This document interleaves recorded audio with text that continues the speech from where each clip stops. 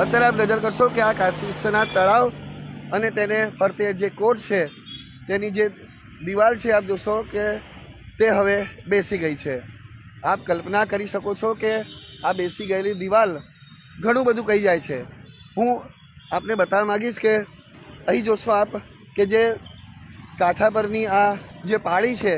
તે પાળીની ઊંચાઈ આપ જોઈ શકો છો અને ત્યારબાદ આ જ્યારે પાળી આગળ જાય છે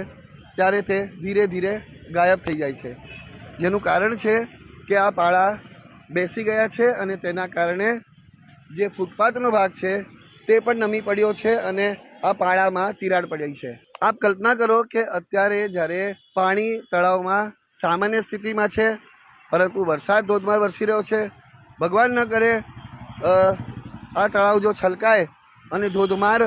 વરસાદની જે પરિસ્થિતિ થાય ત્યારે આ જે પાળા છે તે ઢસી પડે તેમાં કોઈ શંકાને સ્થાન નથી, કારણ કે